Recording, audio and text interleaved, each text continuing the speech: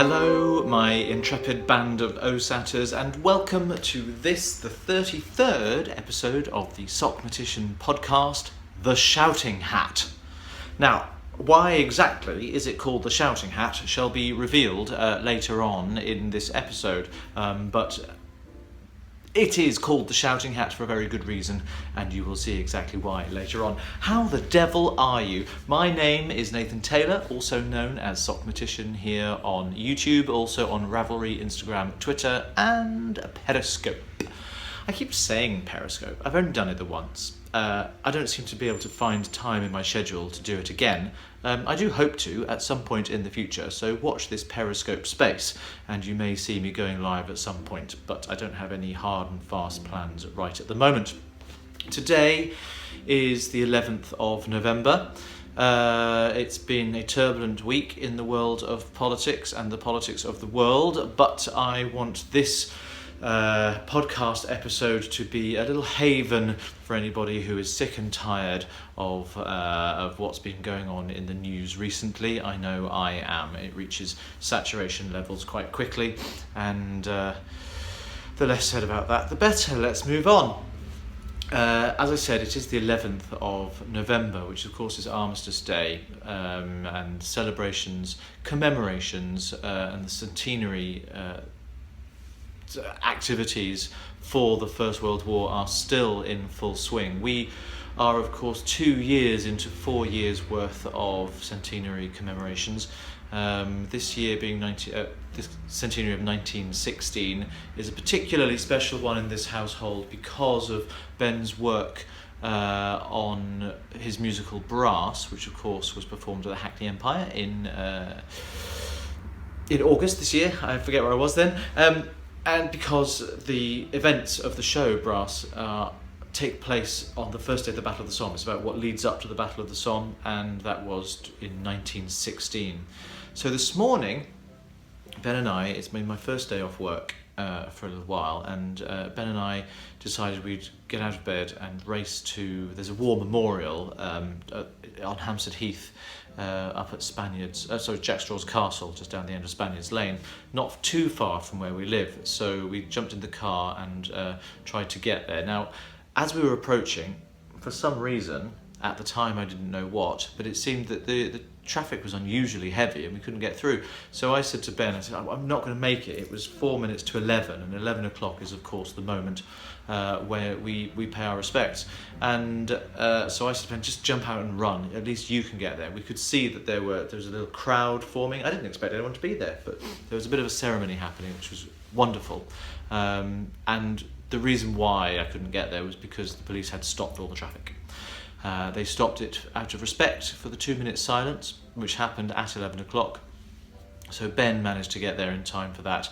I did not. I was sitting in the car, and I thought about the sacrifice that had been made by so many for the rest of us to live in peace and harmony. And I thought about how that reflects 100 years later, about peace and harmony.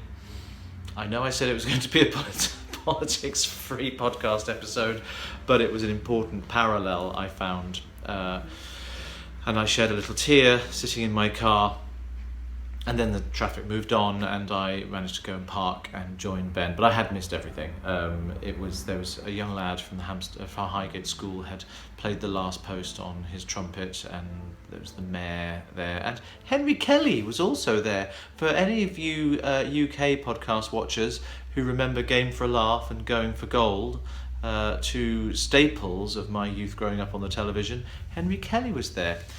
He's now 70 years old and still very, very recognisable, and I heard the timbre of his voice, and actually that's what made me tune in to see him. I didn't say hello, he doesn't know who I am. I don't think he's a knitter, why would he? So that was that. Let me just get back to my notes. I've got a lot to chat to you about today. It's been quite a busy time. Recently, Ben and I went to the NYMT Gala, talking about Brass just now. The NYMT is, of course, the National Youth Music Theatre, and they are celebrating their 40th anniversary this year, which is a fantastic milestone.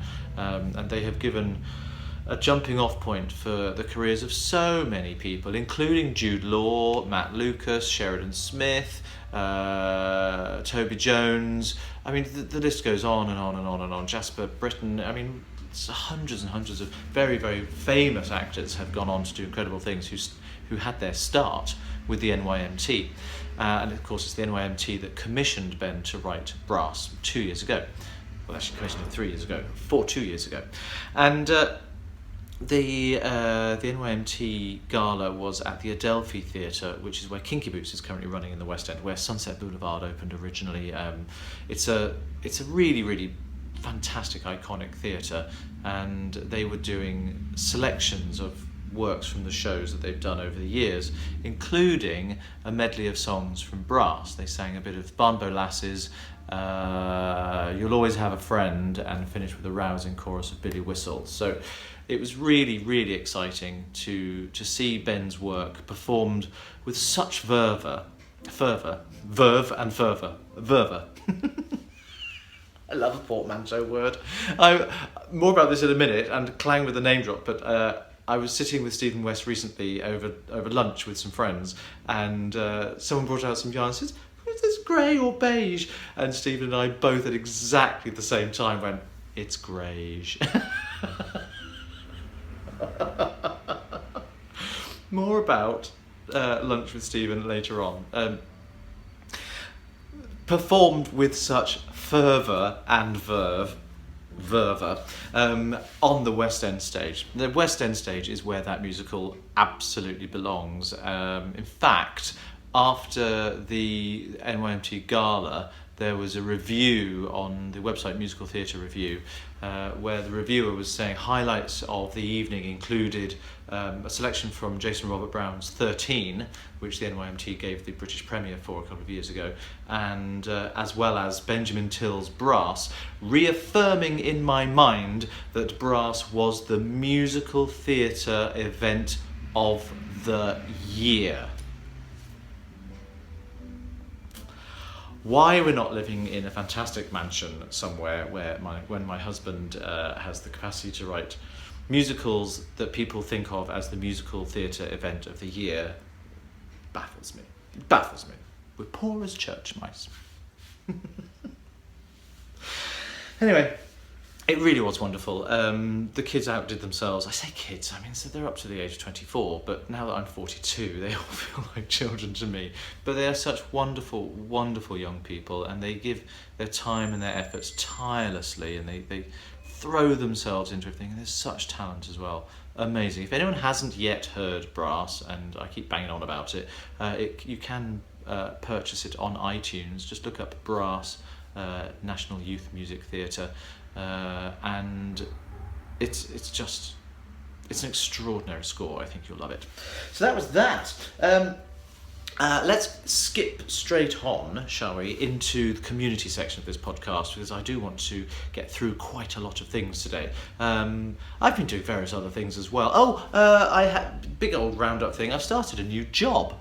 Many of you know that I work when I'm not performing and when I'm not knitting. I have a portfolio existence, definitely. When I'm not performing on stage and when I'm not knitting, I do work in the box office at one of the theatres in the West End, the Shaftesbury Theatre, where Motown is currently playing. And I have recently, sort of last week, started a new job with at the South Bank Centre, which is a big, huge arts venue and arts centre on the south bank of the River Thames here in London, and it has some huge venues like the Royal Festival Hall as part of it, and I've started there as the trade desk coordinator for the show $1 Million Quartet, which is going there over Christmas. So it's my job to liaise with all the ticket agencies and make sure that the offers are set up correctly and that they've got the right amount of tickets in their allocations.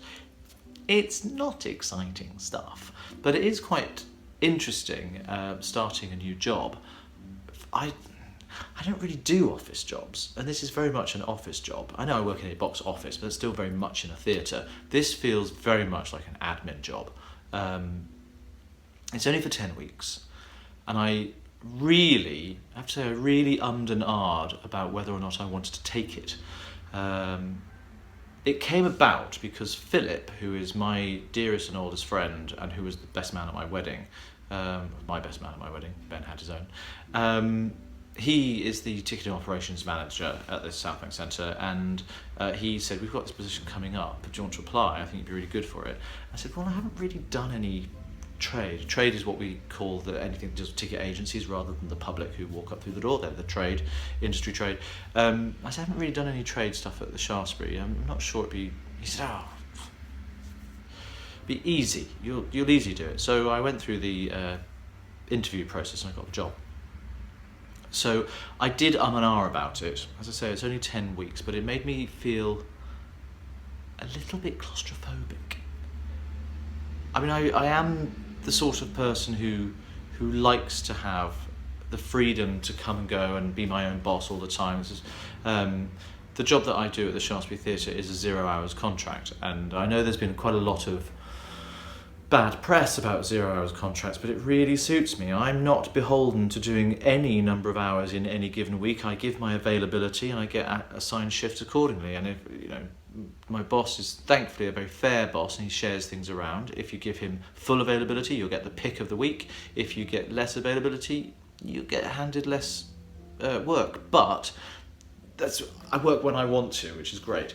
And then suddenly, even though it's only part-time at the South Bank, I suddenly started to feel I've got to give them 22 hours a week. I've got this fixed schedule. What if a cruise comes up? What if a gig comes up? It's only 10 weeks. I'm going to weather it and it's going to be fine. The job itself is absolutely fine. I'm quite enjoying it. I don't mind being there at all. It's nice to spend time with Philip. We sit just opposite from each other. I see more of him at the moment than I have done in ages, which is great. And I'm learning quite a lot about how the trade side of box office work operates, which is going to be useful for me, I think, in my other job, and it'll make me more useful, and it's all good. But I have to say, it did give me pause for thought. Now, moving straight into community. My iPad keeps falling asleep, as I do. I'm really, really tired today, because I've not only been doing that, but on Tuesday I went up to Hinckley to do a Singing Waiters gig. It was a corporate event for a group of nutritionists. I don't know what company they were from, but they thoroughly enjoyed it. It was really lovely. It was with Simon, who is the boss of the company, who's the chap that I went up to Liverpool to do the cotton thing a few weeks ago.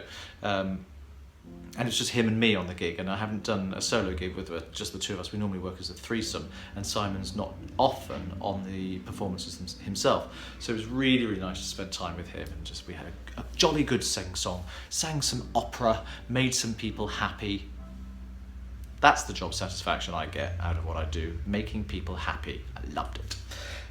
So into community, as I keep saying. I'm going to apologise right now. This might be a right old ramble.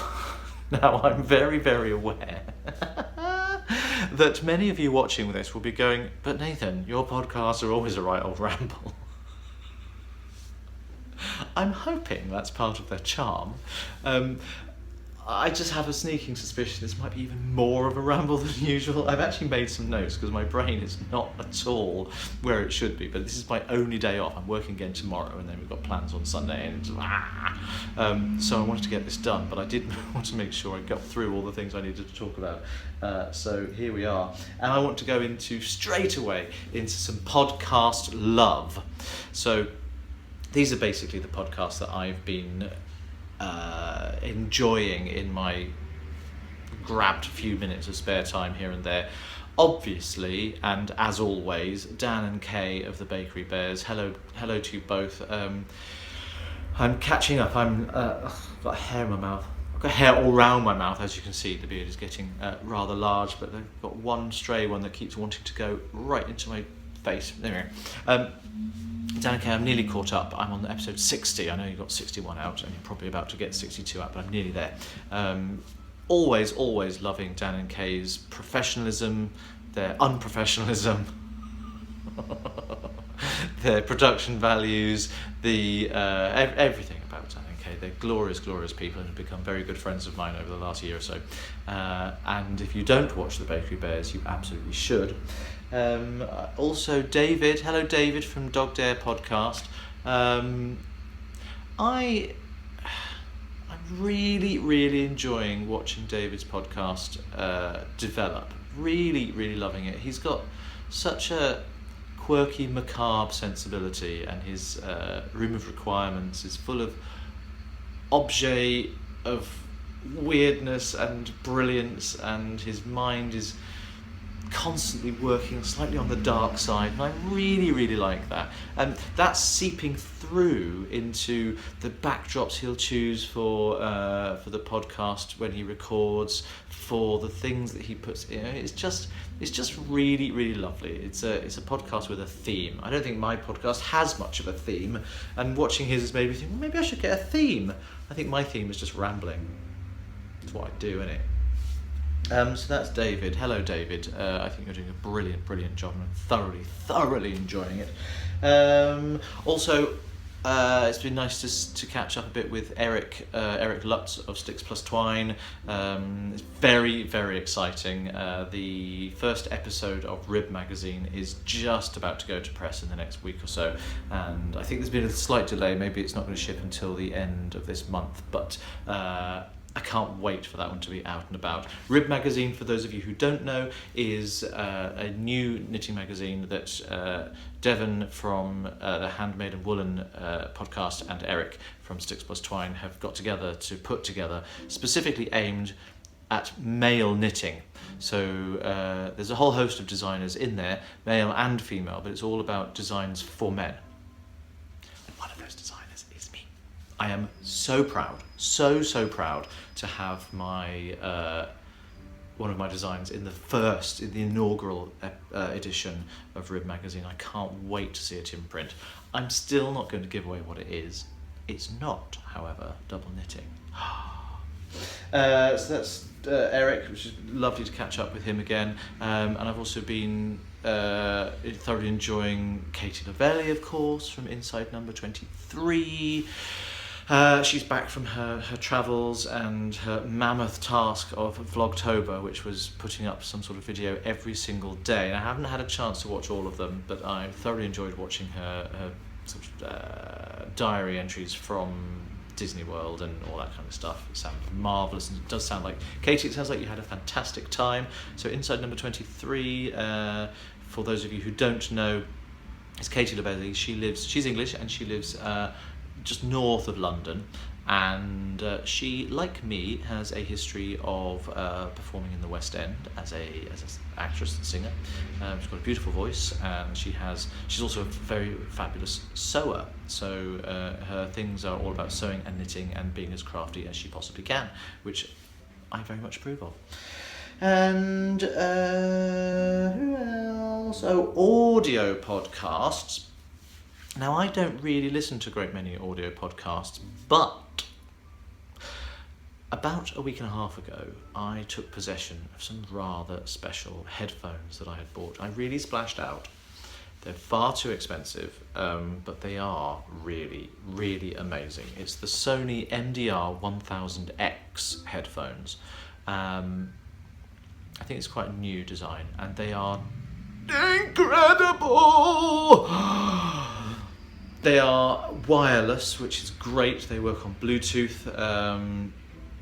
I have found in the past that when I've splashed out on a decent amount of money for some headphones to get the good quality, they break quite quickly, and they often break around the join, either where it plugs into the machine or where the wire comes out of the headphones. So I thought, well, wireless is great. That's the bit that breaks, and there's no wires, so I'll hopefully be able to look after these very well for a long time. They're the proper can over the ears ones, and they're noise cancelling, active noise cancelling. So it's not just that they blot out noise, rather like I wish I could do now while the sirens outside are interrupting my podcast. Now, I know it means they've got somewhere to go, and I know it means they're doing a good job and they're helping somebody. It's very loud.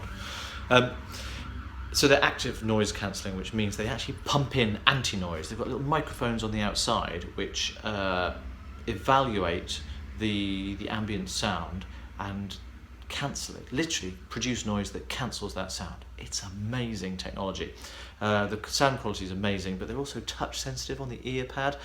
You sort of swipe up for the volume and down for the volume, forward and backwards for next track and previous track, double tap to stop and play the music. I can even press and hold and it will activate Siri on my iPhone, and I can say call Benjamin, and voice activation, it will call Ben from my pocket and we can talk through the headphones. And they're amazing. Anyway, enough of the advert. I am not sponsored by Sony, and I'm sure other headphone providers are just as good.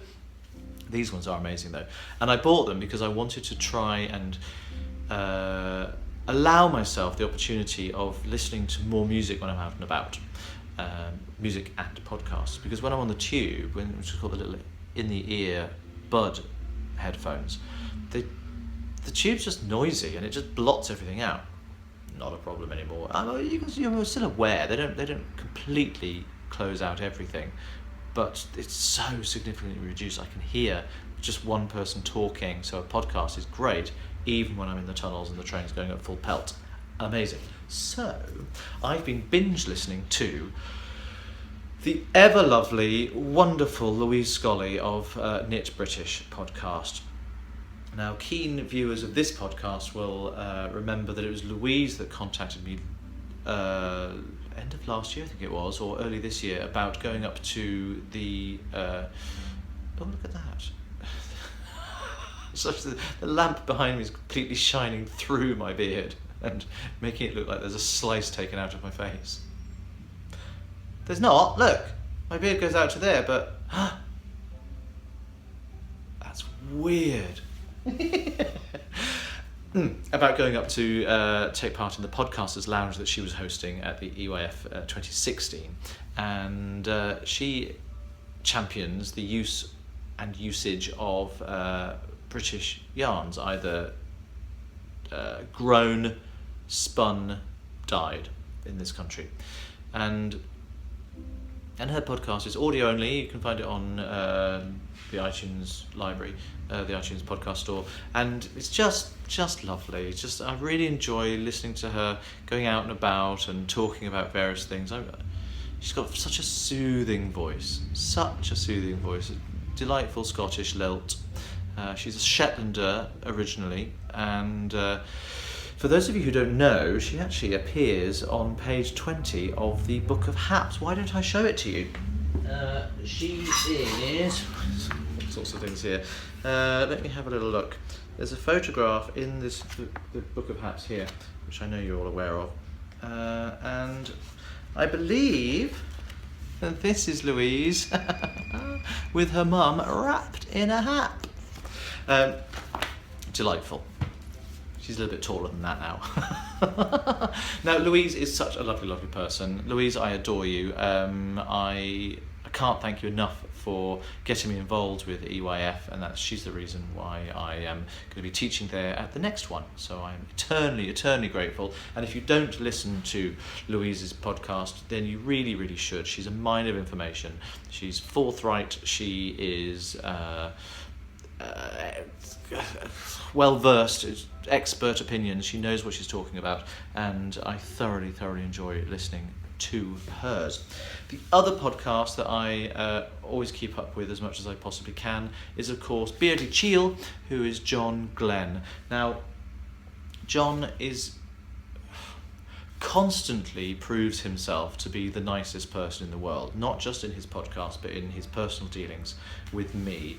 I didn't know this, but John had contacted Ben. I don't even know how. I don't know how he managed to find Ben. Ben's, it's all out there on the internet, I'm sure. But he contacted Ben to see if he could get some address details because he wanted to send me something. And a parcel arrived, which I will tell you more about in Stash Enhancement. But it was with a lovely, lovely letter, a handwritten letter. Who gets handwritten letters anymore? Thank you, John. John, thank you so much. It was so lovely.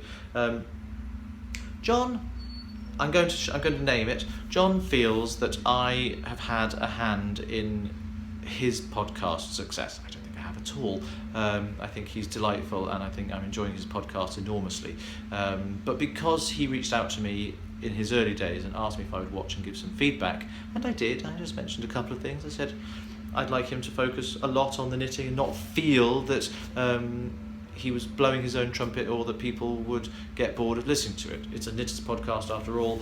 I could take my own advice and spend more time talking about my knitting, but that's basically all I said. But he feels that I don't know how to even phrase this, that maybe me endorsing that or giving him some time made him feel it was worthwhile, which it absolutely is. John, I love your podcast and you are utterly delightful, and yes, I'm looking forward to that hug in Edinburgh next year. I genuinely am. I cannot wait to meet you in person. So I'll talk more about what was in the gorgeous parcel that he sent. In fact, he sent 2 parcels because he'd forgot to include something that he wanted to include in the first. You see, anyone else would have just gone, oh, I didn't send that, oh well. No, John sent it, another parcel. You're just lovely. And his podcast is a delight too. So there we go, there's a bit of podcast to love. I don't often spend a great deal of time talking about how I think we should share the love, but in these difficult times, I think paying it forward is a really good thing to do. There is an initiative on Instagram and out there in social media generally at the moment called Knitters Pay It Forward, and I think it's a really lovely one, and I want to get involved with that myself. So with that in mind, I've sort of been tagged for it. A lot of people have mentioned it to me, but because today is today, being the 11th of November, and because it's today that I've really started hearing about this Pay It Forward initiative, what I'm going to do is this. Who remembers this? This is my Remember cowl, which is double knitting, and it's getting really dark. I might have to turn the lights on. We're losing the light quickly today. I just noticed how the colours are hardly showing up at all. There's hardly any daylight left. Anyway, so this is the Remember cowl, and I designed it a couple of years ago for this 4-year period of First World War centenary commemorations. It's double knitting, as I say, so you get the colours reverse on the inside, and the poppies work their way through, getting more concentrated and less concentrated. It's like a constant rotation of a field of strewn poppies.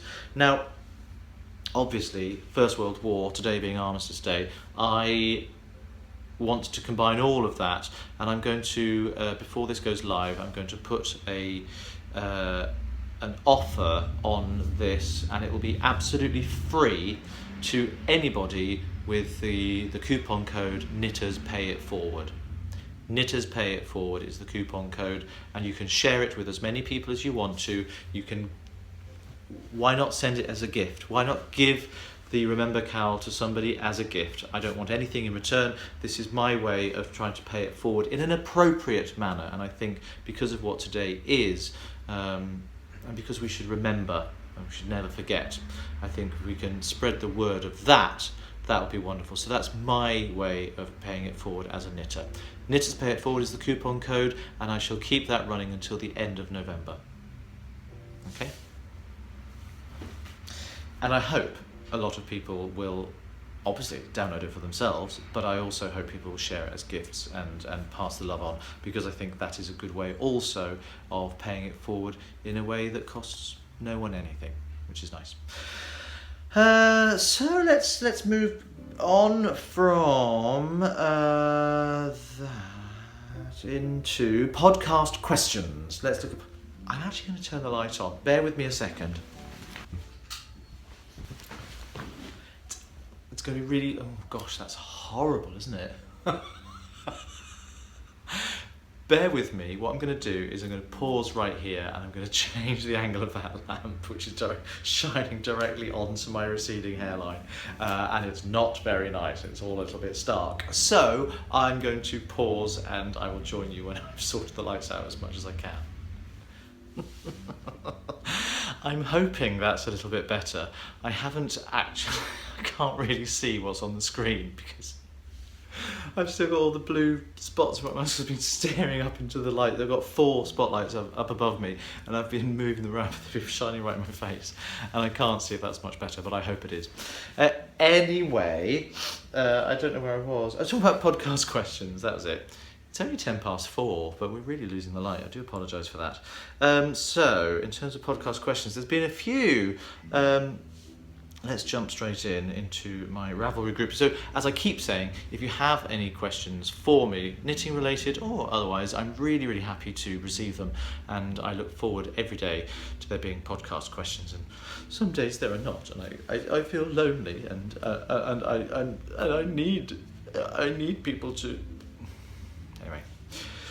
Hey Nathan, says Knitting Lisa. I have a question. Where does the theme music you use for your podcast come from? Is it something Ben wrote for you? Well, the simple answer is yes. I said to him, I want a jingle, and he said, okay, here you go.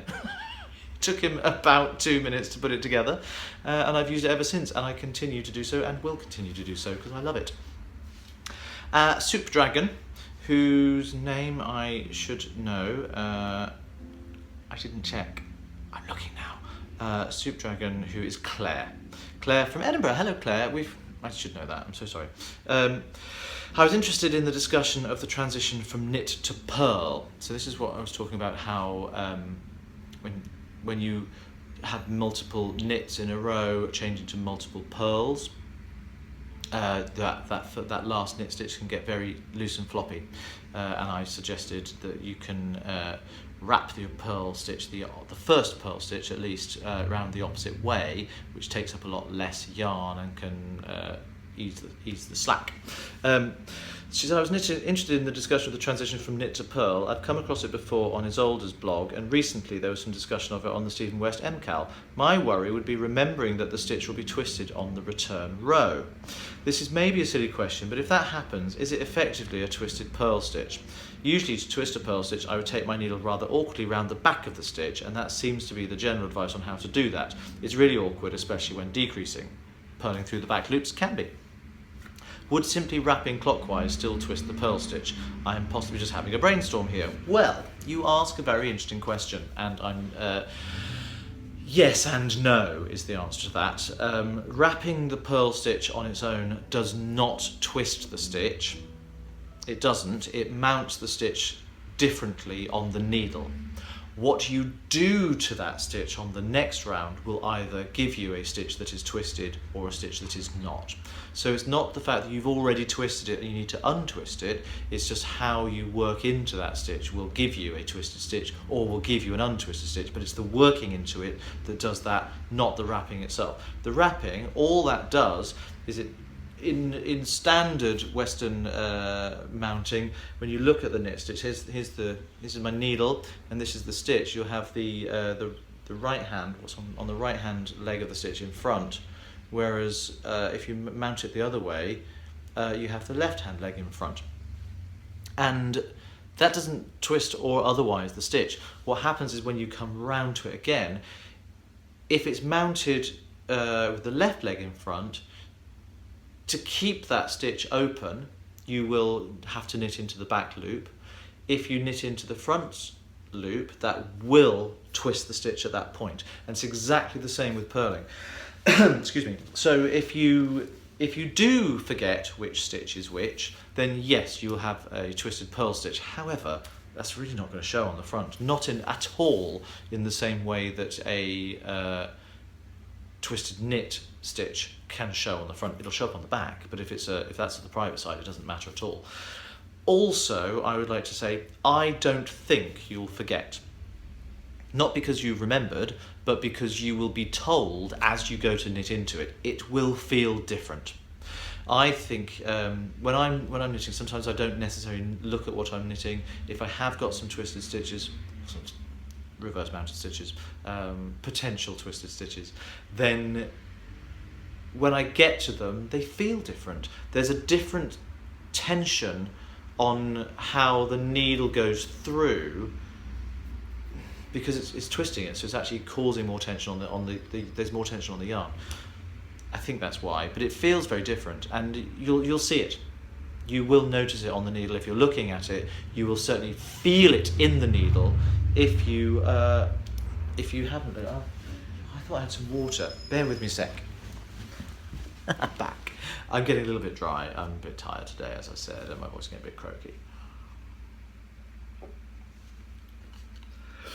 So I don't think you'll have any problems at all remembering to do that, and give it a go. It might ease that problem of transitioning from multiple knits to multiple purls. Interestingly enough, I was having exactly the same conversation with more about that later. So Claire, I hope that's answered your question. Oh, here we go. Camelot46 says, okay, this is not a question, but I wanted to pass along information to you that I thought might be a help with your Latvian mitten float problem. For those of you who don't remember, I'm for my Strand along, there's so much to talk about, the Strand along this month and last month and this month, I'm knitting some Latvian mittens and it's not going terribly well. The floats are long, it's dangling all over the place, can't bear it. I was reading Tech Knitter's October 19 blog post entitled Taming Long Floats via the Stewart Method of Colour Knitting, and immediately thought of you and your recent discouraged podcast comments regarding the long floats for the Latvian mittens. I have never double knit and do not know if this will work for you, but this seems to me to be worth a look. So for what it's worth, here is a link to the Tech Knitting blog post. Tech Knitter is on Ravelry. You can get to her blog post from there if the above link doesn't work. Now, thank you. You're not the only person to alert me to this. I've had about 3 different people talk about this Stewart method, and Stewart method means, I can't remember what it stands for. It's an acronym. Let me find out actually. I can just click on the link, that'll take me to it. And it's a way of, what's it called here? It's a form of ladderback jacquard, but not quite. What she calls it. Stewart stands for slip, then unhook and rehook twice. S-T-U-A-R-T. Slip, then unhook and rehook twice. Now, for anyone who's interested in that, I'll put some links up. I actually don't think it's going to suit me very well. I've had a look into it, and although it's fascinating, and I love the fact that people come up with this sort of thing, it just looks like a heck of a lot of work and faff, much more than just creating ladderback jacquard in the normal way. I'm deliberately not going to employ that with my Latvian mittens anyway, because I do want to work them in the most traditional way I can. That's always been my tenet with these mittens. I wanted to do it like the proper way, to my own detriment, it seems. But because of the All Hallows hat being knit with Ladderback jacquard, which is my pumpkin hat for those of you who don't know, which is over there, but I'm not going to go off screen again to get it. The inside of that is done with Ladderback jacquard to keep these long floats. I think if you have a short period, let me show you the photograph that we have here. If you just have a short period of long floats, it's what it looks like on the back there in the bottom photograph that you can see. You can see that sort of ladder working its way up. It's basically just, you get all those long floats and you just hook them up inside each other. I don't really see the point of doing the Stewart way when, if you've got a situation like that, you can just, if you leave them loose enough, you can just hook them up and then decrease away at the top. You don't even have to do the ladderback jacquard. You can just do it with a crochet hook after the event. The Stewart method is all about trapping, so you've got the V's of stitches going upwards and bringing the float around in front of one of them. What I would actually call a YMI in double knitting, and do actually call a YMI, which is like called a yarn management issue, working it deliberately to hold it in place and then dropping a column of stitches down, pulling all those YMIs to the back of the work, then hooking them up, hooking up all the stitches on the front. I think it's asking for trouble. It's ingenious, yes. I know it's not going to suit my methods of knitting.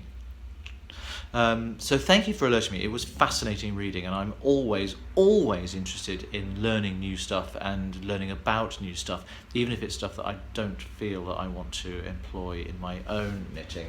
But thank you very, very much for sharing. So that's that one. And then, I think that's it. Yes, there we are. That's it for the podcast questions. Let me get back to my list of notes. Oh no, I don't want Siri. So after that, let's talk. This is really, really bad. I don't know where I am today. I'm so sorry. Let's talk about the Sal. Sorry, I wish she's been on the sauce again. The Sal is my Strand along. Strand along has been running all the way through October and into November, and finishes in 4 days' time at the point of recording. When this goes live, when I've had a chance to edit it, I don't know, but it's due to finish on the 15th of November. I have been utterly overwhelmed by the level of engagement that the Stu Cal, not the Stu Cal, the Sal. Stu Cal was something else. That was my last little long. The Sal has garnered from people. I'm just going to hang on. No, I just want to get hold of the page. So many people have been getting involved. So many people have been chatting. The chatter WIPs thread has been absolutely on fire. And I have loved it. It's taken me quite a long time to sort of catch up with everyone's comments and keep on top of it. It's just been absolutely brilliant. In fact, it's approaching 1,000 entries in... Oh, it's gone over. It's 1,030 entries in the WIPs and chatter thread, which is just extraordinary. In my general chatter thread, there's only 490, and that one's been going for years. But in the Strand along WIPs and chatter thread, there's 9 that I haven't read yet. There's 1,030. It's just been brilliant. And in the FOs, there's 87, which is just fantastic. Really, really fantastic. So level engagement, amazing. My own level engagement, maybe not so amazing. We'll talk about that in a minute. And it's coming to a close. By the time this uploads, it's probably going to be tomorrow. So there will only be a couple of days left. If you still want to, you still can enter. I do want to make sure, I'm going to close the finished objects thread, but I don't want to lose out on the level of engagement and fun that we've been having with the WIPs and chatter thread. I'm going to keep that one open. So if there's anything that you're working on that you're not going to finish in time, that really, really doesn't matter. Let's keep talking about it, and let's keep sharing. And you can post your finished objects in the WIPs and chatter thread as well, and we can all make all the right noises and support each other, because God knows, I know there's quite a lot of work going into a Stranded project, and some of them have been absolutely amazing. So let's not forget, the prizes for the Sal are this Blacker Yarns Cornish Tin 2 in Ding Dong Purple, which is just the most gorgeous name for colour, which is lovely. Also the Knit Your Own Zombie from Aileen in Glasgow, the book, which has been going on. There'll also be links to patterns of gifts of my own patterns and things like that I will be sharing with people as well. So that's the 15th of November. Hurry up, race to the finish line, get your finished objects in the thread, and we'll get that all wrapped up. I will announce all the winners of the Sal on the next episode 34, which is very, very exciting. The other main thing, and this is going to take a while, the other main thing that I really want to talk about is Yarnporium.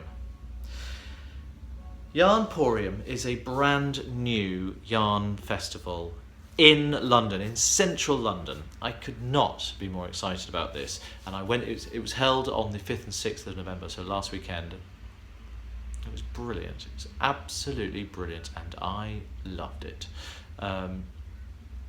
I first became aware of it because a friend of mine said, "Oh, are you going to this? We should go. It's a new festival." I went, "Yeah, cool, let's go."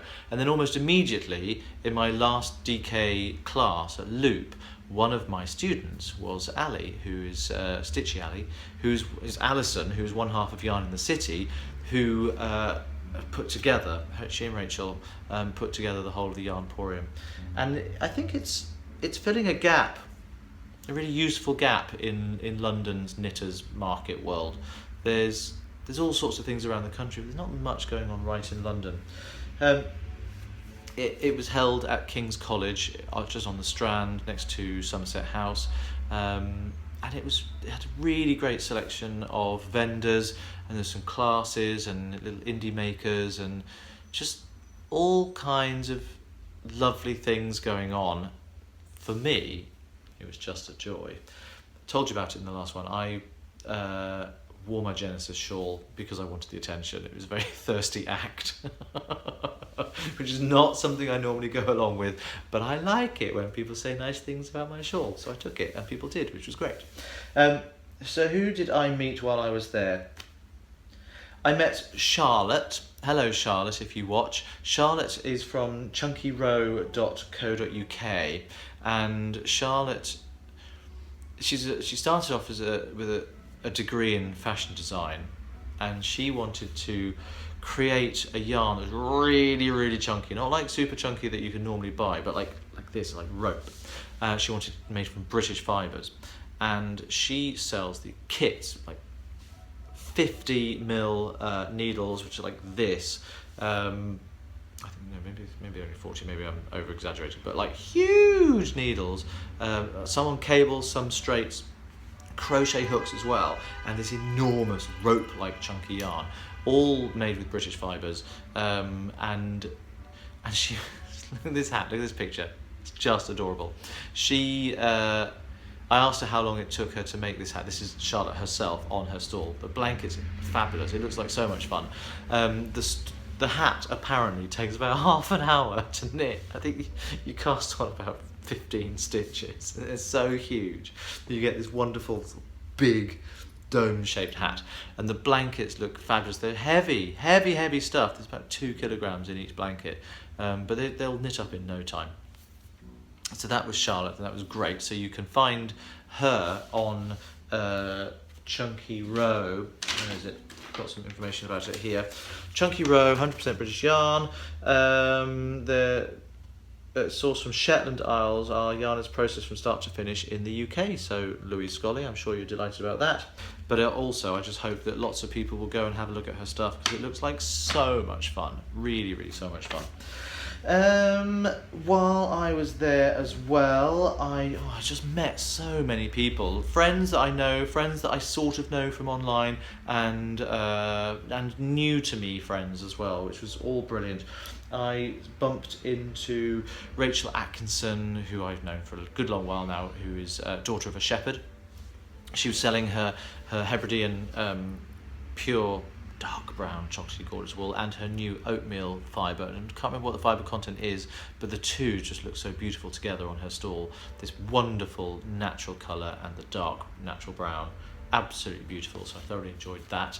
It's always lovely to see Rachel. I also had a chance to catch up with other Rachel Coopy of Coop Knits. We sort of sidled over to each other and we were like, hello. And neither one of us could remember. We know we've met before. Neither one of us could remember exactly where we first met. But Rachel is adorable, and it was lovely talking to her. And you know, if you're a fan of good, well-written sock knitting, then her patterns are brilliant, and you should definitely check her out if you don't know who she is already. That's Rachel Coopy of Coop Knits. I also bumped into again Jo from Shiny Bees podcast. We met up in Edinburgh earlier this year. Shiny Bees, which is of course multi-award-winning audio podcast, very, very funny, and Jo is very engaging to listen to. It's lovely to talk to you, Jo. Really, really nice to see you. My new friend is Cece Almon from Geeky Girls Knits. Geeky Girls Knit podcast. Cece and I spent a good long while chatting and putting the world to rights about various issues. Cece, it was lovely to talk to you. Tori, hello Tori. This was what I was mentioning about earlier with the knits and pearls. I met Tori. She's only been knitting for about 6 months, but she's really thrown herself into it.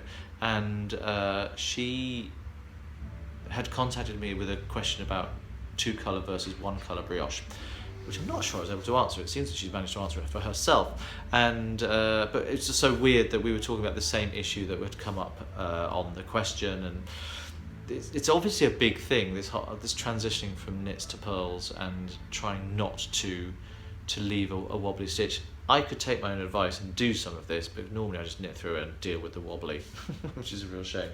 So Tori, it was lovely chatting to you. I hope you really enjoyed Yarnporium as much as I did. The other really lovely person I spoke to was Maggie who's Textile Garden on Instagram. Now I don't know if that's the name of your shop, Maggie. I should have done this research, but it was good. Anyway, it was lovely talking to you. I don't know if you watch, but if you do, hello. And who else? As always, it was just lovely to spend time with John Dunballam of Easy Knits. I spent a long time chatting to him and his partner Roy on their stall, seeing all of John's beautiful, gorgeous colours. He's got such a flair with bright, deeply saturated colours. So if you don't know easyknits.co.uk, you really should check them out. I also saw... Stephen West was there. This was the story I was telling you about earlier with the Grege. Stephen and I have known each other for a good long time.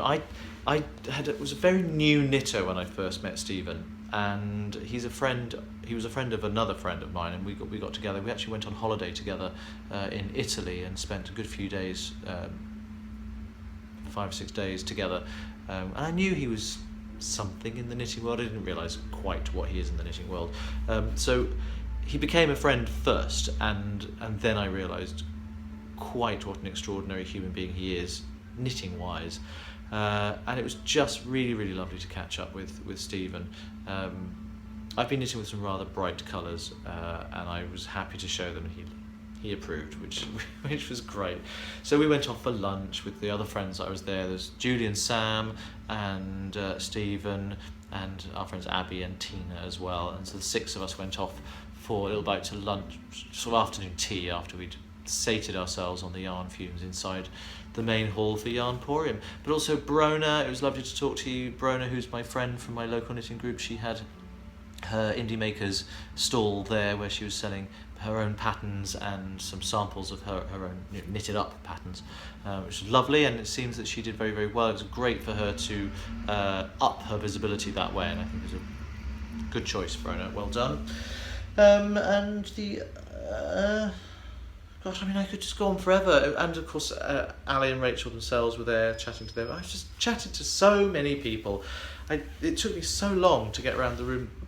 Excuse me, the first time. What I planned to do was do the room, see what I wanted to buy, and then go back and look at things in detail. But it just took me such a long time to get around because I was just stopping and chatting to people and just admiring people's lovely things on their stalls. And I think it's really important when you're at a festival like that to let people know if you like their things, even if you're not going to buy it.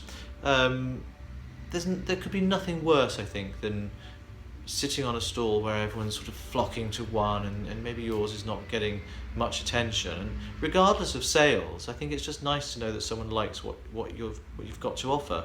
There's a couple of people that I went up to. I had no reason to buy their things because they weren't things that I would necessarily want to use myself. It's like, hey, this is really fascinating, tell me about it, and engage with people. Click my finger, sorry.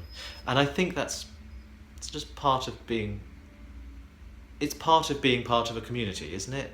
And we are part of a community, which is why the paying it forward thing is so important. So, moving on from the Yarnporium, but I can't really move on from it yet. The problem with this is I've got quite a lot of things that in stash enhancement, and I don't know whether to talk about them now because some of them came from the Yarnporium, or whether I should do it as a stash enhancement thing later on.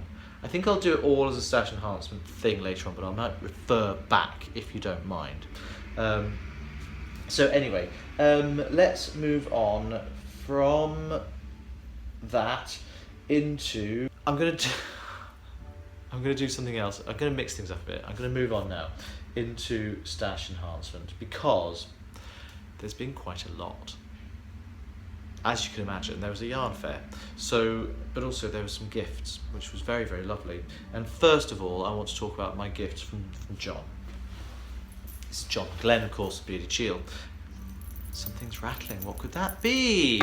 The parcel he sent was so lovely, and he had just been to the Perth Yarn Festival. Now, I've never been to Perth.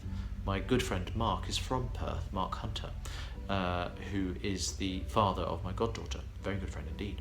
And so I feel like I should have been to Perth at some point, but I never have. It's quite a long way away from London.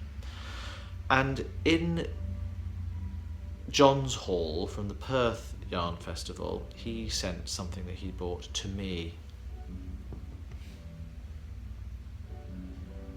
It's lovely. It's 100% pure lamb's wool, and it's...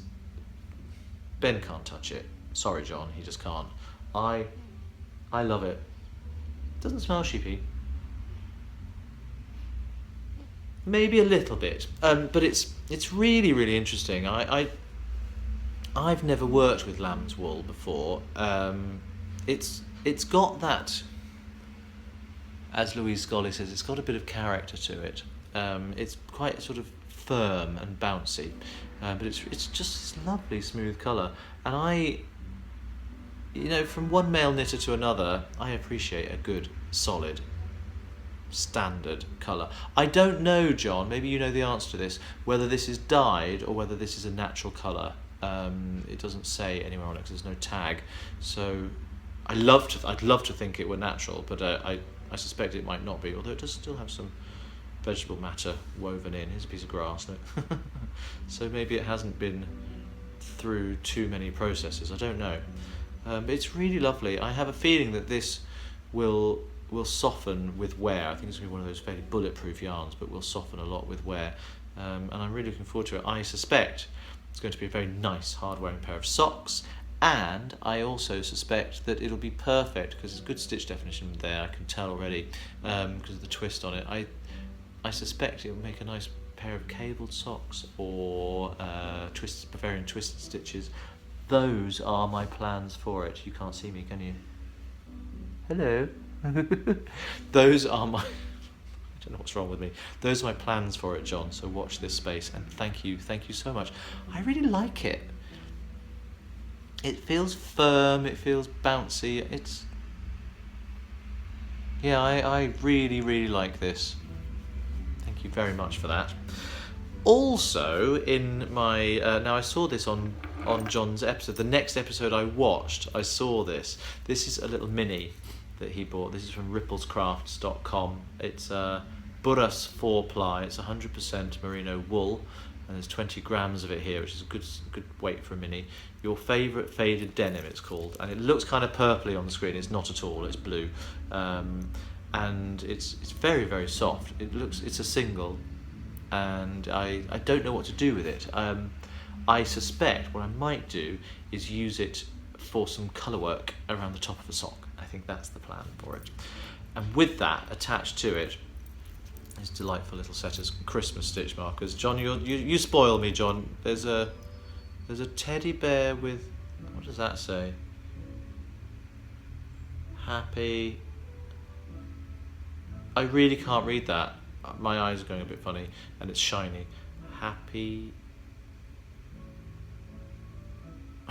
Can anyone see what that says? It's not going to focus, of course you can't.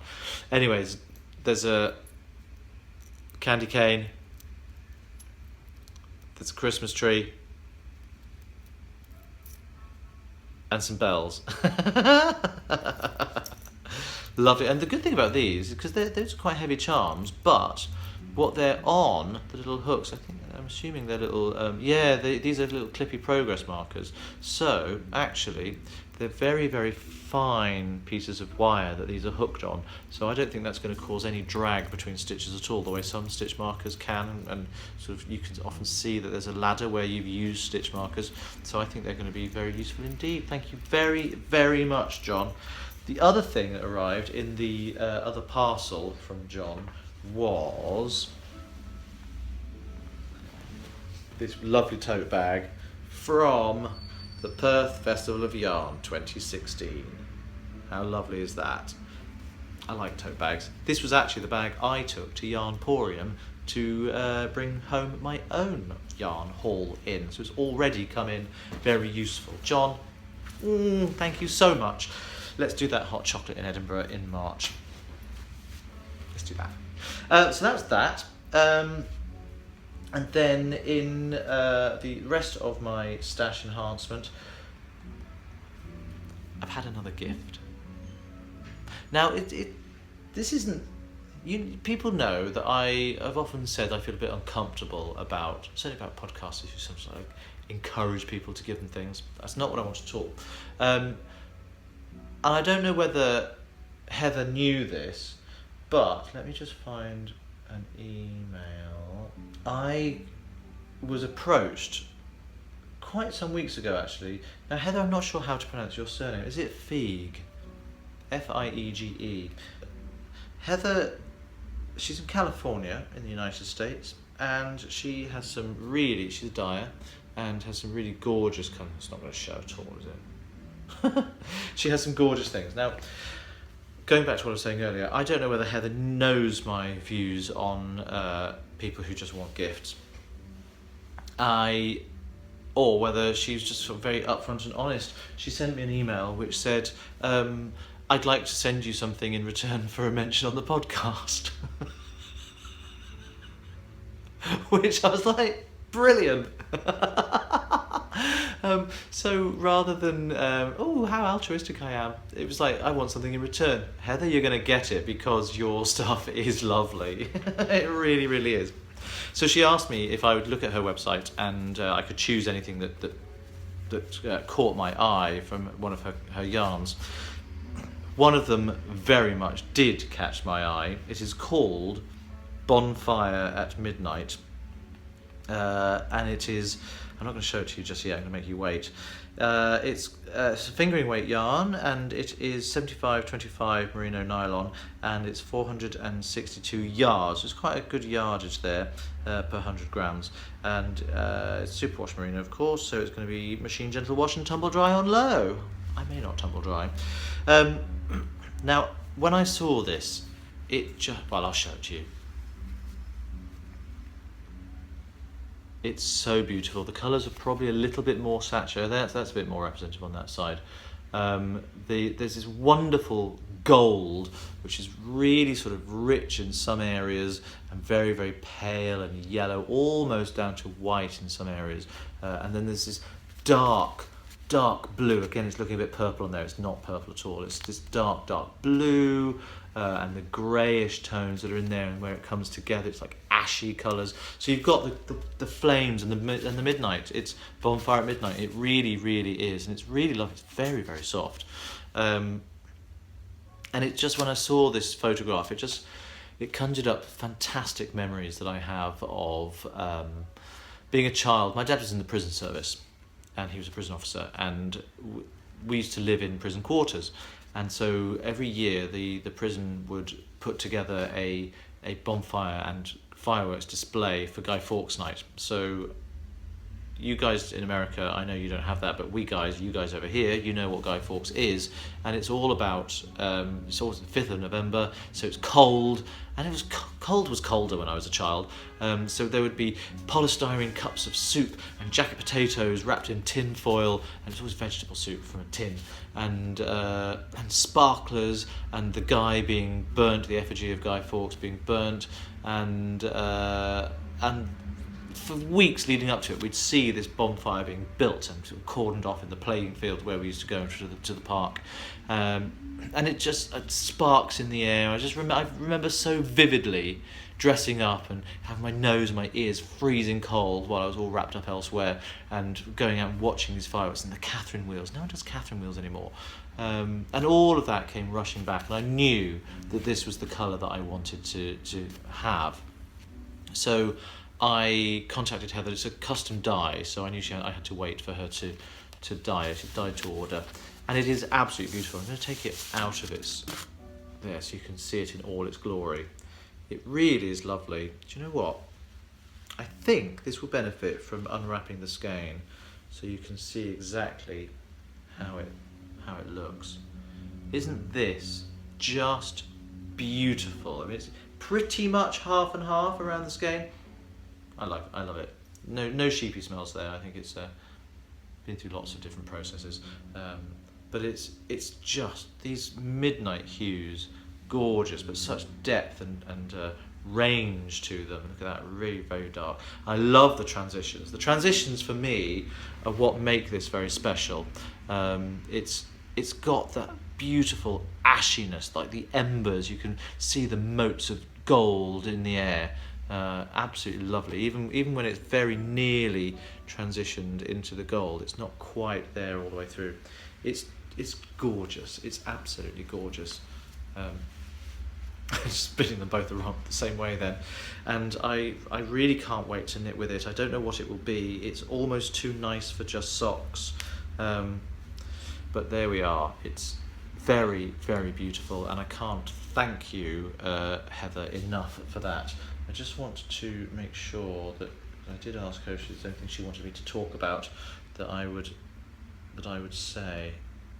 Okay, so she has got back to me. She has a free shipping offer for America. You can understand why it's only America, and it says she's glad I like it. I really do like it. The sale that she's got going on is if you spend $50 or more from her Etsy shop, you get free shipping in the US. So I'm very happy to do that. So you need to put free shipping 50 into the checkout. Free shipping 50, free shipping 50 is the promotional code, and that will give you free shipping. I mean, you could easily spend $50.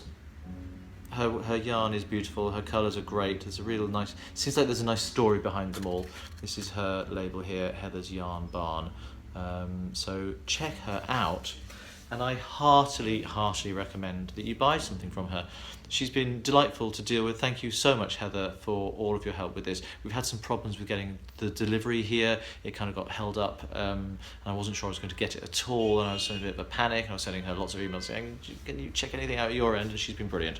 And it finally arrived yesterday, so just in time for me to be able to record this episode of the podcast, which I am more than happy to do. So, Heather, thank you for your brutal honesty in your first contact. Thank you for reaching out, and thank you so much for this. I really hope that lots of people will contact you as a result of hearing about you on this podcast, and let's hope that there's something in it for you too, because there's certainly been something in it for me. Thank you. So there we are. That's that. And then, of course, now we get to the haul from Yarnporium.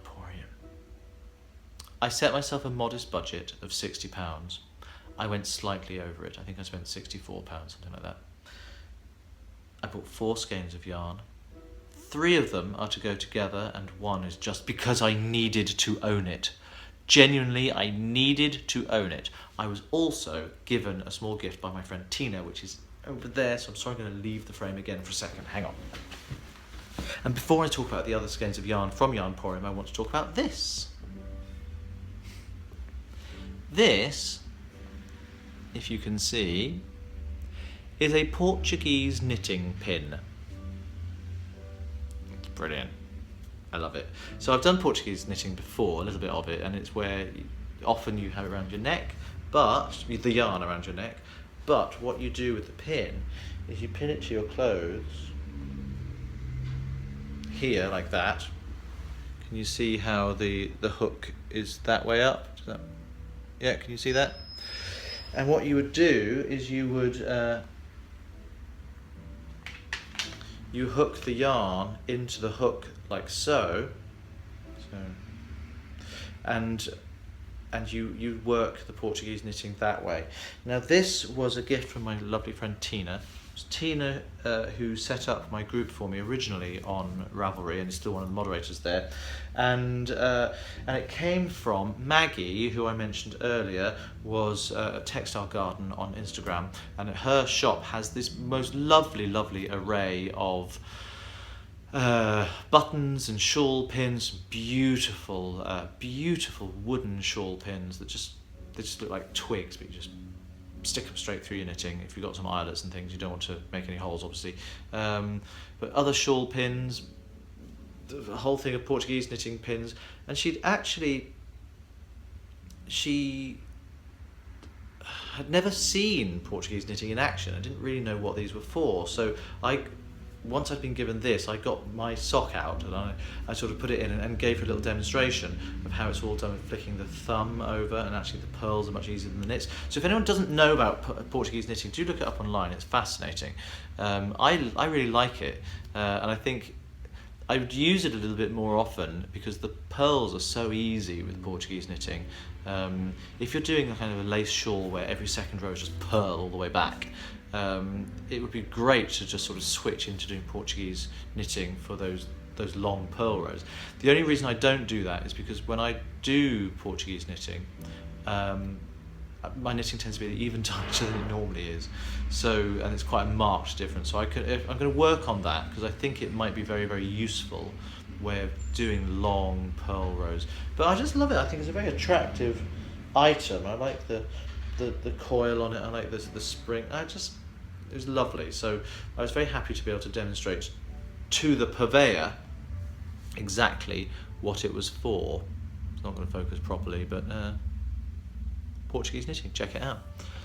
So now let's get on to my yarn haul from, I don't know which to show you first, these things are just so gorgeous. So I went to Ram U and I picked up 3 skeins of their Dovestone DK. Now this is not a yarn I've come across before, it was new to me. I really, really like it. I really, really like it. I'm going to show you all 3 colours together because I picked them up in the shop and went, oh gosh, they'd be lovely. Not expecting to buy any. I think, oh, they'd be nice in the same project. They're gorgeous colours, and they are so gorgeous. Now, this Dovestone is 100% British, spun and dyed in Yorkshire, and it's a blend of, it's just amazing, a blend of 50% Blue-Faced Leicester, which I'm a huge fan of, 25% Wensleydale long wool, which I don't really have any experience of at all, and 25% dark brown Masham wool. Now, those last 2 I don't know at all. I'm a huge, huge fan of Blue-Faced Leicester. I love the bounce, I love the spring, I love the sturdiness of it. And a lot of British wool blends, not mixed with anything else, can be really, really harsh. This is not harsh at all. And the 3 colours I bought are these. A dark charcoal grey, a very light grey, and this wonderful olivey green. Together, they, I think, they just speak to me in a way that I'm so happy about. I can't cope. I can't cope with how much I love these 3 colours together. They're gorgeous. So the colourways, this green is called Chevin, or Chevin, I don't know, Chevin, Chevin. And the dark grey is called Coal, lovely. And the light grey is called Elland, Alland. And they really are just stunning. Because of the BFL, there's a real denseness to this, and yet it's just gorgeous. Look, it's so lofty. The way it's very loosely plied around itself. I think it's just got this. Oh, it'll drape really well, but it'll hold itself really well as well at the same time. Those 2 things don't normally go together. I think it's beautiful. That's the Dovestone DK from Ram U. Just lovely. Now this does smell quite sheepy, and I like that a lot. Not pooey sheepy, forgive me, but you know what I mean. Not pooey sheepy, but just smells of the animal. Just lovely. I'm slightly in love with these, I have to say. I think I know what I'm going to make with them. I don't know yet exactly what it's going to be, but I'm going to be putting together a 3-colour triangular shawl, or asymmetric triangular shawl. I just need to. There'll be some short rows. There'll be some striping. It'll be garter stitch. There'll be a lot of things going on here, and I love this. Oh, there we go. And finally, now this was the person I deliberately didn't mention when I was talking about Yarnporium. When I was up in Edinburgh, I met this chap who is the dyer behind Triskelion Yarns. His name is Carthan Rack, I now know. I met him in Edinburgh because the logo for his company, Triskelion, is the three-pronged spiral, the Celtic symbol, which is one of the symbols I have tattooed on my left arm. So we had a very brief chat. I said, look, I'm a walking advert for you. And we laughed, and that was it. Now, he was very busy. His stall was incredibly busy, as it should be. Now, when I saw his stall again at... I didn't bring this up at Yarnporium. I just went in and I started talking to him about these gorgeous, gorgeous yarn bases. And he said, oh, we met at Edinburgh, didn't we? I said, oh, yes, very well remembered. He went, you've got the tattoo. I was like, wow, really, really well remembered. Anyway, so we chatted quite a lot. Carthan is a lovely, lovely human being, and his yarn, I knew at first squidge that this was coming home with me. This is Triskelion Yarns. This is the Heilwen DK base. The colour is richer than you're seeing on screen. It's this beautiful, deep, tealy, almost sea teal. It's a beautiful, beautiful colour. What I cannot get through the screen, through the medium of YouTube, what I cannot convey to you is the softness of this yarn. This is 70% baby alpaca, 20% silk, and 10% cashmere. Carthan, what are you trying to do to me? In fact, I think that's what I said to you at the time. Cool hand wash only. Yeah, you're not kidding. The colourway is Llif, L-L-I-F, which is Llif, which means flood or flow in Welsh. Not live, lith, Llif. Let's talk about that sound for a minute. You create it by putting the tip of your tongue up onto the back of your teeth, like when you say L, the tip of your tongue goes up there, but instead of saying the sound of an L, you keep the tongue there and you puff air out the sides. So you make that hissing sound laterally. It's a lateral it's a voiceless lateral fricative. Fricative is a sound that makes friction, like sh or f, or voiced versions v and zh. So there's voiced and voiceless consonants in phonetics. Voiceless means no voice, no engaging of the larynx. The lateral means that the sound is coming out sideways over the tongue, and the fricative means that friction. So quick phonetics roundup for you.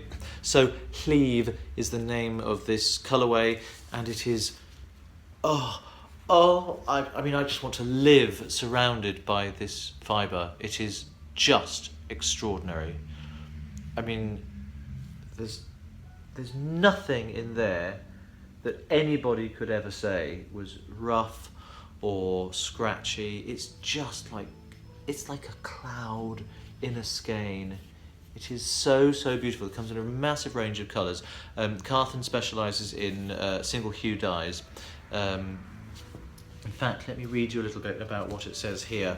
Triskelion Yarn and Fibre. Based at Pistol Gwyn Farm in Carmarthenshire, I produce hand-dyed yarns, blended fibre bats, and hand-woven goods. He's also a weaver. We got talking about weaving. That might be a rabbit hole in my future, I don't know. My yarns are generally British sourced, featuring Falklands Merino, Masham, BFL and alpaca, and all of my bats use locally sourced fibre other than silk and cashmere. We have a small breeding herd of alpacas here at Pistol Gwyn, and I use their fibre predominantly in my bats when the clip is available. All my yarns are kettle dyed using my own blends of single dyed hues, yielding rich strong colours with lots of subtle detailing. The collection of colourways I have in current production are soft but strong colours inspired by Anglo-Saxon and Celtic insular art. I also have a range of neutrals and greys which can be used to coordinate with the more vibrant colourways in the main collection. And on the back there's all sorts of he does... Okay, here are some of the bases that he's got. There's Emeris lace. Just for you, Katie Lavelli, I think you probably need to buy some Emeris lace, don't you? Blue-faced Leicester, 100%. Then there's the Hretha lace, which is 55% blue-faced Leicester, 45% silk. just gorgeous. Then there's BFL Baby Alpaca mix, which is called Clay. That's a 3-ply light fingering. 4 plies. He's got BFL Masham, Falcons Merino and Silk singles, BFL Silk and Cashmere, which is the hammer, which I think. Oh no, BFL Silk and Cashmere. Oh god. Then there's the Baby Alpaca 100% Goffan, and it just. The list goes on. The fibres are extraordinary, and the colours are so rich and beautiful.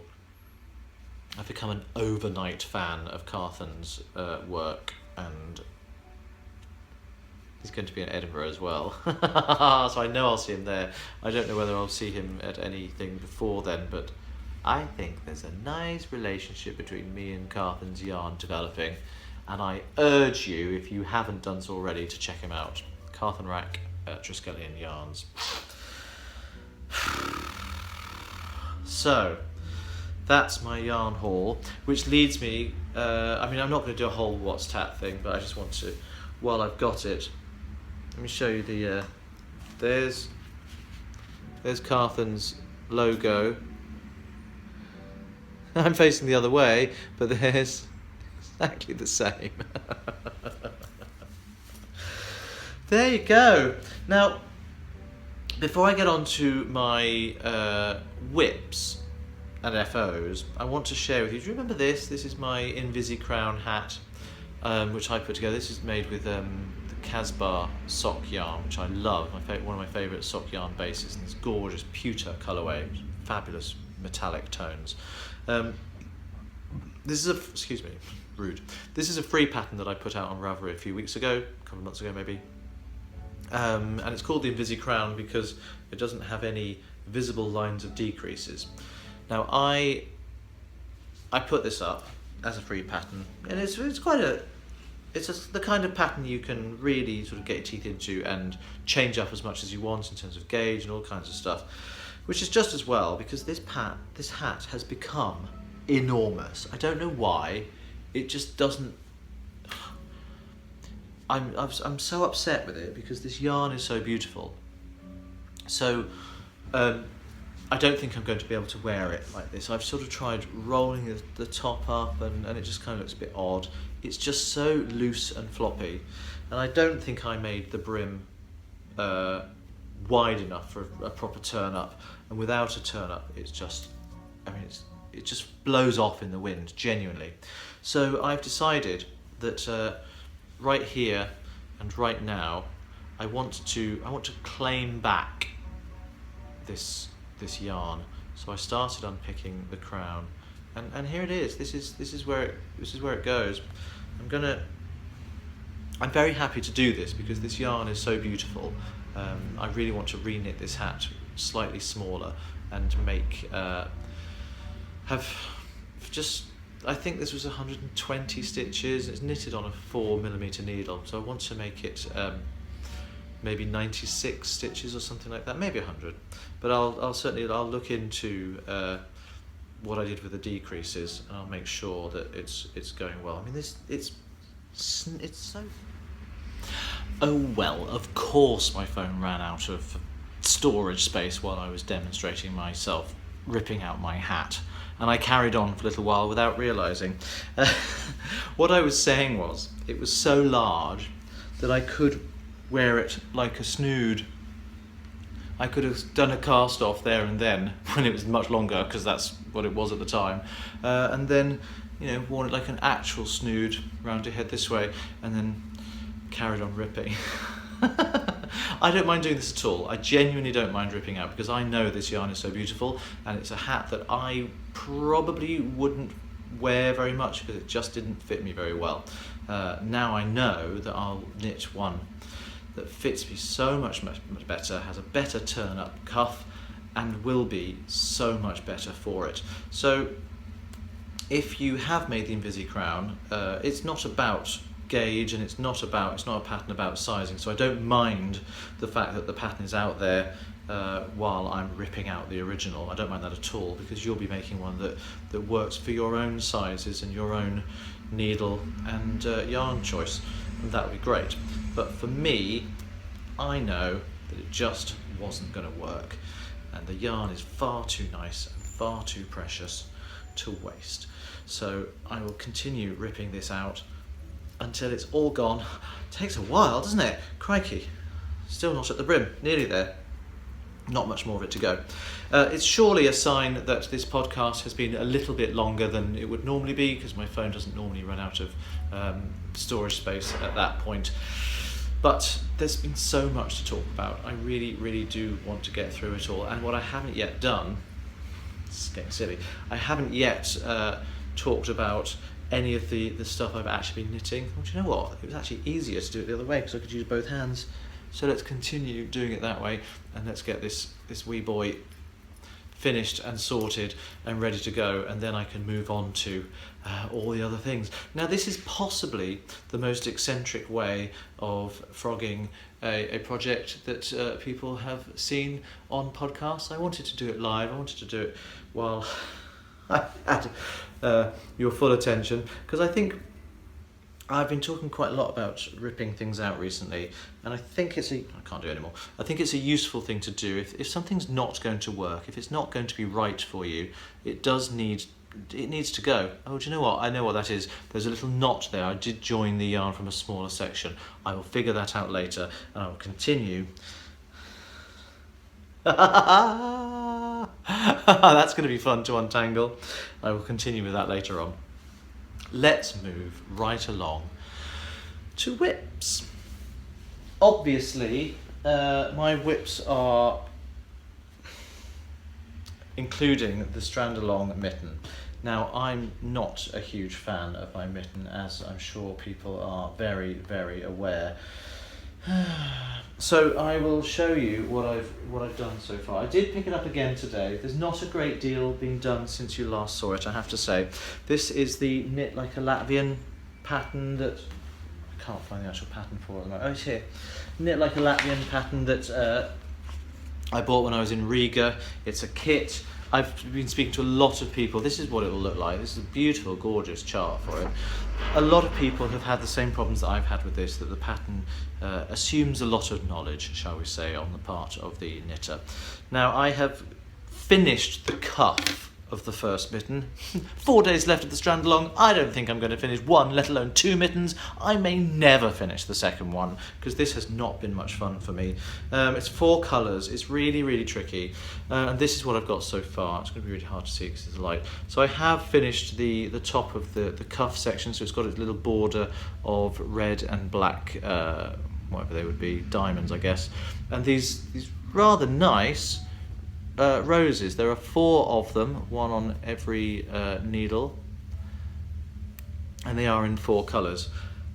What I will say about this pattern is I have absolutely loved learning how to and making this fringe. I think it's really, really delightful.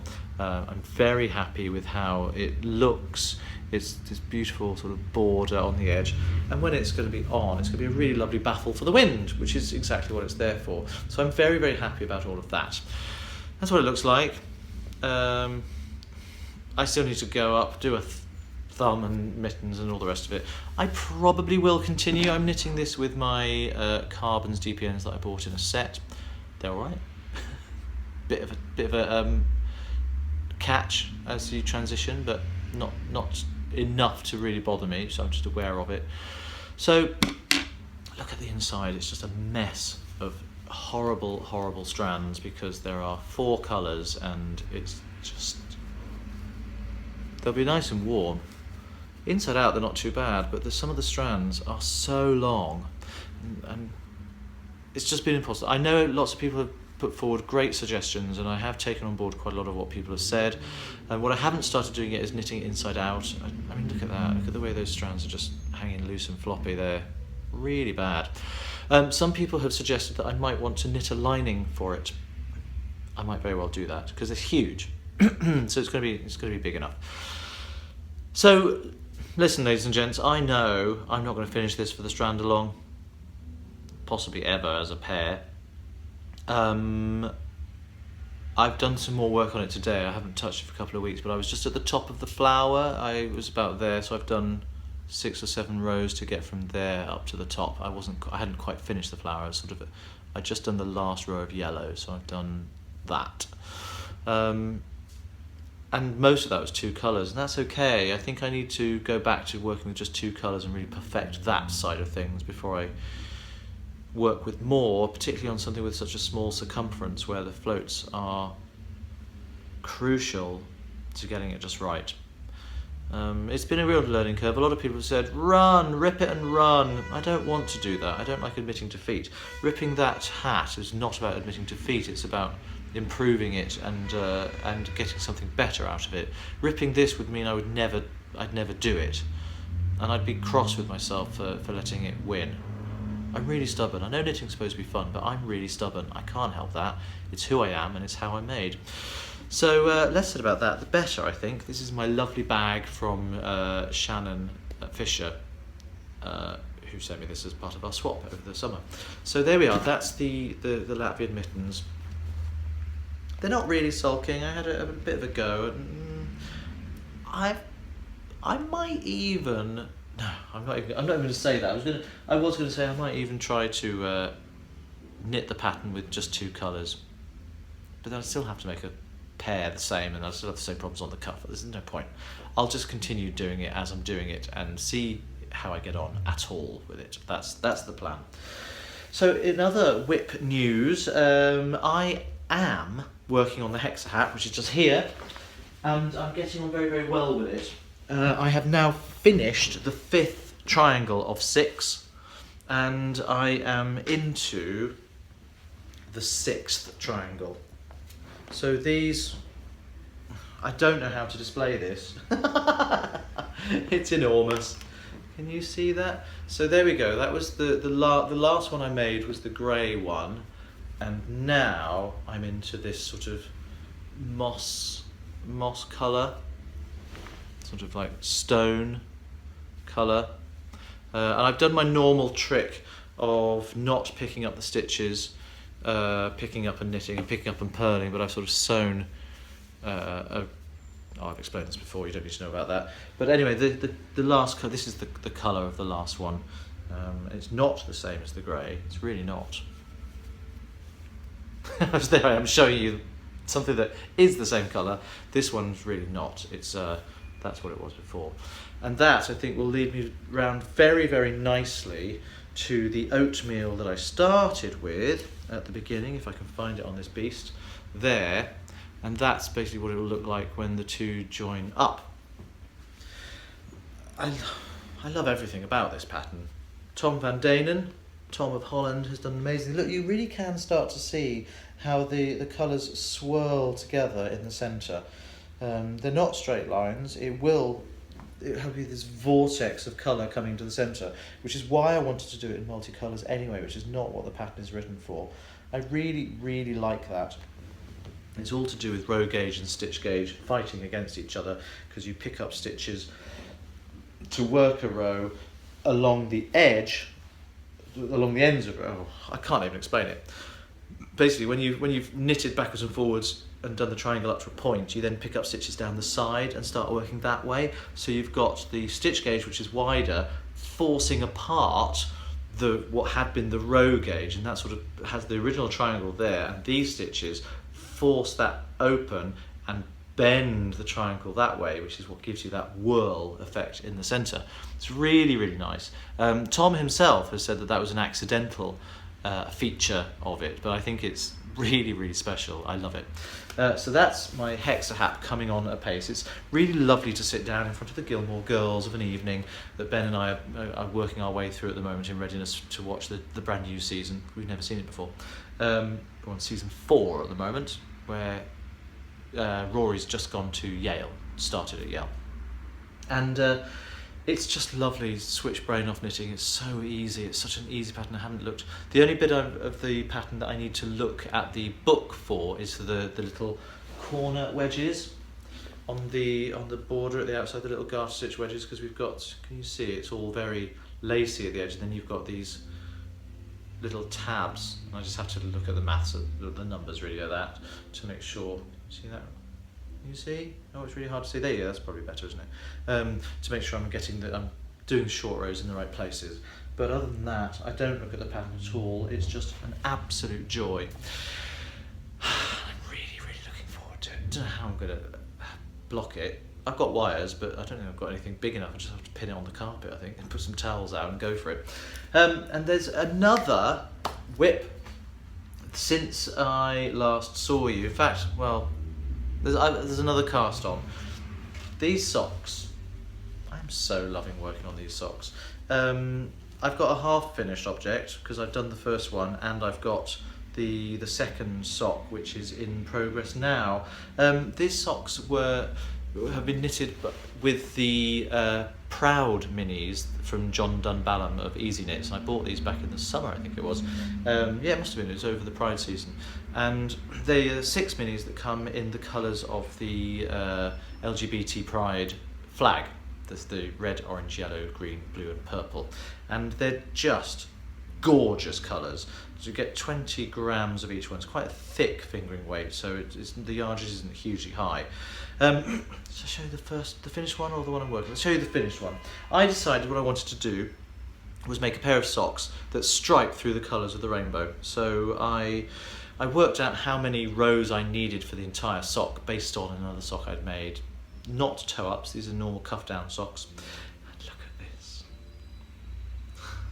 I'm utterly, utterly in love with this sock. It is so freaking brilliant. I could not be prouder of my Pride socks. Look at that. 6 equal stripes from cuff down to toe. And on the heel flap, I decided to create the rainbow in its entirety, as you can see it there, as a Pride flag. Now I hear you say, that flag's upside down, the sock's upside down. Well, the second sock is going the other way. I'm so happy with these socks. I'm so happy. They make me filled with joy. So I am starting with where I started with the cuff in purple and worked my way through to a red toe. I'm doing the exact opposite, starting the cuff in red. I've just gone back into the round after doing the heel turn. So what it means is, because I noticed when I'm wearing trousers, basically I can only see the first 3 colours as they're on my feet. Well, of course, I'll see the other 3 colours on the other foot, so you'll still get the whole rainbow, and it'll work very, very nicely. This is there's some alpaca in here. I can't remember what the blend is, John. I'm so sorry, and I don't have the ball band to hand. But no, I don't have it. But they're such a joy to work on. They're knitting up very, very quickly. In fact, the first sock took me 2 days and an evening. And I say 2 days, not 2 full days of knitting, but 2 days of doing as much knitting as I do in a day, and then an evening on it. And I just rattled through it. It's a little bit fiddly because there's a lot of ends to weave in at the end, particularly around the heel flap and wherever there's striping, of course, because these are separate balls. They don't stripe themselves. But it's been a real joy. So what I've done, this is on 2.25mm needles, and I cast on 72 stitches for this, and I used the old Norwegian, the twisted German cast on, which is my favourite cast on for cuff down socks, and they smell very sheepy. And I hold the 2 needles side by side when I do the cast on. So it's an extended version of a long tail cast on for those of you who may not be familiar with it. And then on this one, I got my row gauge for this yarn is slightly different from the row gauge that I was using on the sock that I used as a template for these. So when I'd been counting rows and dividing things into 6 equal things, I was doing 30, 30, 30, 30, 30. Well, I soon became aware that if I continued doing 30, the foot was just going to be really, really long. So I think it's slightly higher, the bigger row gauge with these. So this was 30, 30, 30, 24, 24, 24. So I've amalgamated that, and this next sock is 27, 27 all the way down, and that should work exactly and give me 162 stitches or something like that, 162 rows. And as you can see, on the inside of the heel flap, it's a mess of ends because there's only 6 rows per colour there. Look at that. So there's a lot of finishing off to do, but they're going to be absolutely beautiful. They really, really are. The colours are so vibrant, and regardless of your gender orientation, these are just happy socks. You know, for me, they have a special meaning. They carry the pride that goes with being a gay man, and the pride that goes with flying this gay flag and wearing this gay flag, and I'm very, very happy to do so. Gay, gay, gay, gay, gay. Yeah, he's on it again. But I have really, really enjoyed doing these. What I wanted to do, of course, I've done a slip stitch heel. Can you see here? Oh, it's really hard to tell, actually. Slip stitches would normally mean that I'd break up the lines between the colours, and there'd be sort of little jagged zigzags there. So what I've done is the first row of each new colour was a plain knit row, and then just purl back on the other side, and then rows 3, 4, 5 and 6 were done with knit 1, slip 1, knit 1, slip 1 and purl back, knit 1, slip 1, knit 1, slip 1 and purl back, slip 1, knit 1, sorry. So that's given it a little bit of a waffling effect, which you can't really see here on camera. And then I turned the heel in the colour of the last stripe, which is exactly what I've done with this one as well. You can see I've turned the heel in the purple because that was the last stripe of that particular heel flap. So there's a little bit of texture which I hadn't really anticipated. You can see, but not on camera, that it's sort of like it has little ridges as well as the horizontal, the vertical columns. So they've been a real joy to work on. Very, very quick knit. I just love them. I really, really love them.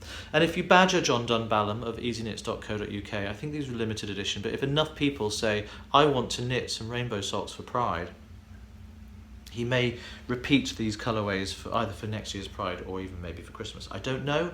I haven't asked him. I'm speaking out of turn, but I'm sure he's a businessman and will see a business opportunity when he recognises it, when he sees it, and if a lot of people want them, great. I'm sure he'll be very, very happy to do it. They come all sort of twisted up in this lovely skein, where you see all the 6 colours working through from one to the other. I've shown them to you before, so check back on previous episodes, and they are gorgeous. Gorgeous they are, absolutely gorgeous. So let's crack on into WIPs, FOs.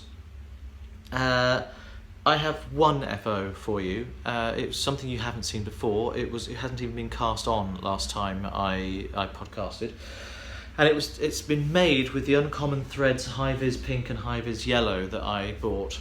This is what I've got left. I did use their centerpole balls as well as outside, so there's probably not as much as it looks like there is. These are the most vivid fluorescent colours you've ever seen in sock yarn. I absolutely love them. It's neon gone crazy. This is the project I showed to Stephen, and he absolutely loved it. He was like, why stop with a neon pop? That's my philosophy. Why not go all the way? So what have I made with these fabulous yarns?